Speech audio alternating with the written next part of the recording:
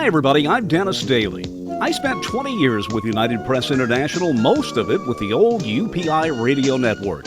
And my favorite assignment was going on the road producing and hosting American Montage. It was an hour-long weekly program. Now here's an edited version of one of those shows.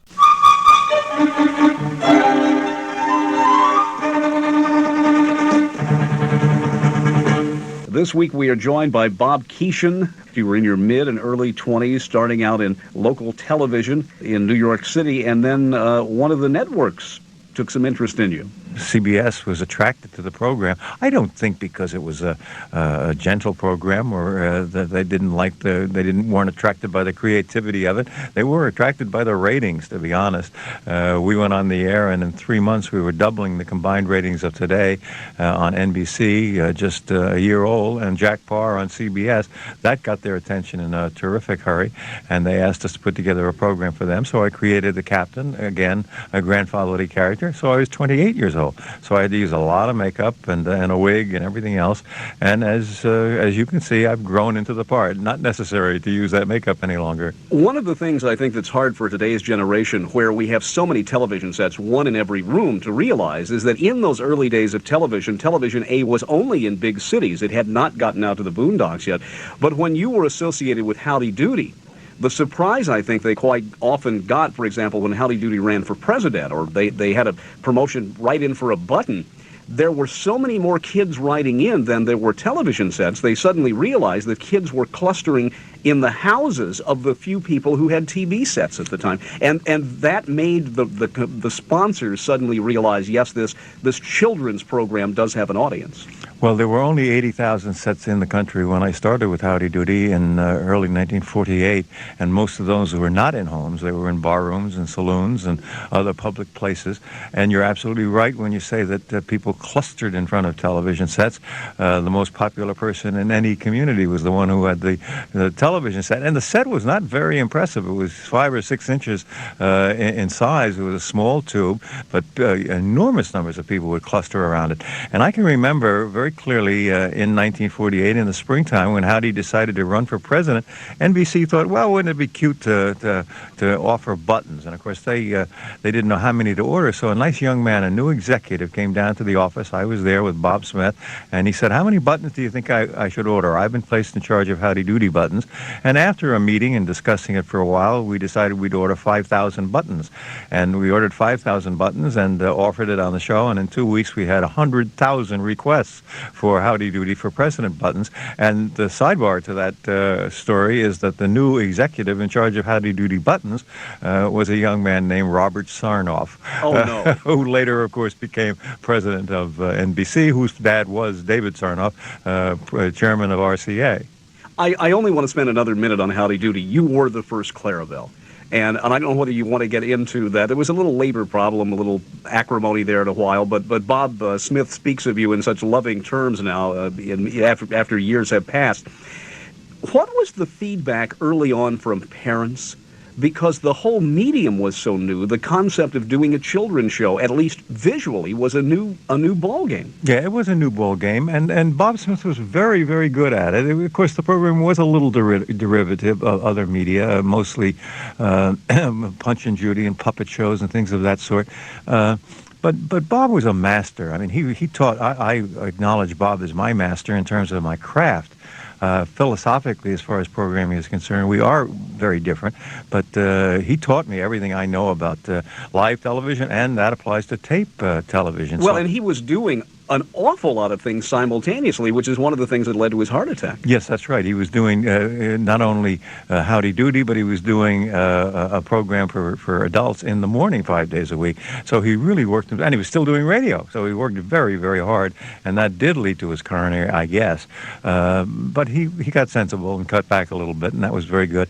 Yeah, Bob and I did have our problems. As at one time, 5 of us on the show, having nothing to do with Howdy Doody, decided we wanted to do commercials. Went out and got an agent, and the producers of the show, not Bob, but the producers, got kind of frightened that we were forming a union to negotiate with them, which was not our intent, but we couldn't convince them of that. So we got fired one day coming back from a benefit. We just got fired 2 days before Christmas, and that was the end of that. So So I didn't, as a result, I didn't feel particularly good about Bob for the longest time. But, as time passed, that did change. And I do have to acknowledge him as a master of the craft, and he taught me so much. And he did give me my first opportunity. There's no question about that.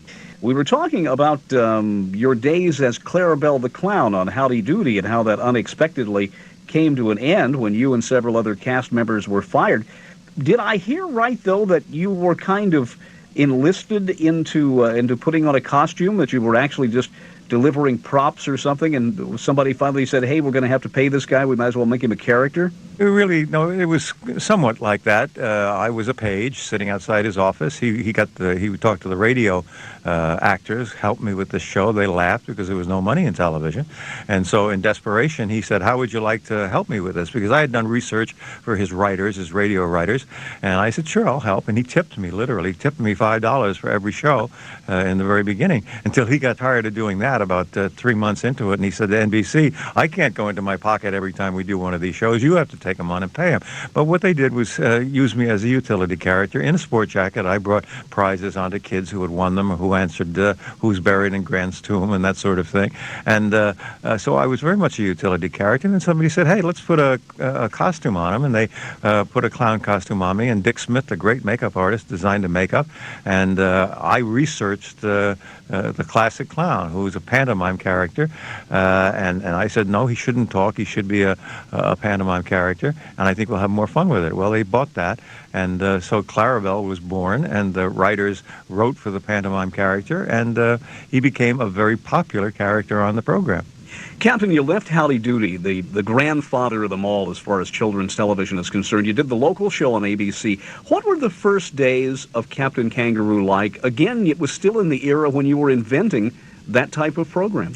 Well, they were really quite wonderful in retrospect because we had some very talented people working. I decided that, among other things, I had learned a lot from working on Howdy Doody. I learned that it wasn't a very sensible thing to be quote-unquote the star of the program and everybody else subsidiary to you. If you're going to go out and hire people and pay them good money, you ought to hire the best people you can, and you ought to listen to them when they have ideas. And that's what made people love the Jack Benny show in some ways so much. Really, very much so. I mean, it just didn't make any sense. I had no ego problem sharing the spotlight with Mr. Green Jeans or Gus Allegretti, who played Bunny Rabbit, Mr. Moose, and so many other characters.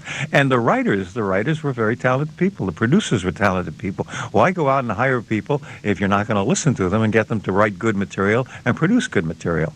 Were those characters with you from the beginning? Everybody was there from the very beginning of those characters. Well, Mr. Moose came a little bit later. He came about a year later. But Bunny Rabbit was there from day one, and Mr. Green Jeans from the second show, a very second show. He wasn't there in the first because we did the pilot without him. And the first show was the pilot, in essence. We repeated the pilot.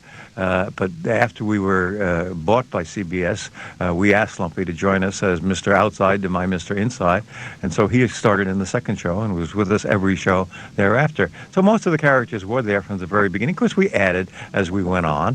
We added Mr. Baxter, and we added Debbie, and we added a lot of other characters as the show matured. But it was a living thing. You always change that. We aired 9,500 programs over the course of that period of time between CBS and public television. So, it is living, and you make changes, you make additions, and that's the way it should be. So you got to treat kids like human beings, like intelligent human beings. And if you do, they will say to themselves, hey, this very important person in my life, the parent, the most important person in my life, is giving me time. They're paying attention to me. And that builds self-esteem. The child feels wonderful. I must be important if they're spending time with me. And you're building a human being. And that human being is essentially built by the time they're 7 or 8 years of age. And you're going to reap those rewards. You'll feel so great about it by giving that time to the child. It's the only way to do it. There's no shortcuts. You cannot avoid spending time with children. Well, Captain, thank you for your time today and for some of the great times you've given us on television. Thank you, sir. And there you have it, another edited episode of one of the American Montage programs prepared for the UPI Radio Network back in the 1980s and 90s. I'm Dennis Daly. Thanks for listening. Thanks for going with me this week. And check YouTube for more American Montage programs.